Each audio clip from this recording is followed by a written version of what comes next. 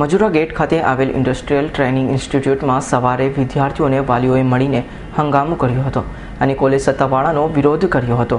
400 જેટલા વિદ્યાર્થીઓને કોલેજમાં પરીક્ષામાં ન બેસવા દેવાતા અને ડિટેઇન કરાતા વિદ્યાર્થીઓ અને વાલીઓ રોષે ભરાયા હતા અને તેમણે મળી કોલેજના સત્તાવાળાઓનો હુરિયો બોલાવ્યો હતો.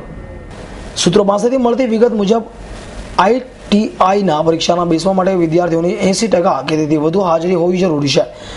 જો હોય તો છોકરાઓને પરીક્ષામાં બેસવા દેવાની પરવાનગી આપવામાં આવે છે. જો આનાથી ઓછી પરીક્ષા હોય તો વિદ્યાર્થીઓને પરીક્ષામાં બેસવા દેવામાં આવતા નથી. તેના માટે કોલેજના લોકલ લેવલના સત્તાવાળા નહીં પણ દિલ્હીની નિર્ણય લેવામાં આવે છે. જો કે હાલમાં પરીક્ષાનો શરૂ થયાની હોવાથી 400 જેટલા વિદ્યાર્થીઓને પરીક્ષાથી દૂર રાખવામાં આવતા વિદ્યાર્થીઓએ અને વાલીઓએ હોબાળો મચાવ્યો હતો અને કોલેજની સત્તાવાળા વિરુદ્ધ સૂત્રોચ્ચાર કર્યા હતા. વિદ્યાર્થીઓનું કહેવું છે કે કોલેજ ગેરકાયદે રીતે આટલા બધા વિદ્યાર્થીઓને નહીં કાઢી શકે અને અમુક વિદ્યાર્થીઓની હાજરી હોવા છતાં તેમને પરીક્ષામાં બેસવા દેવામાં આવ્યા નથી. આ કોલેજવાળાની મનમાની હોવાનો આક્ષેપ વિદ્યાર્થીઓએ કર્યો હતો.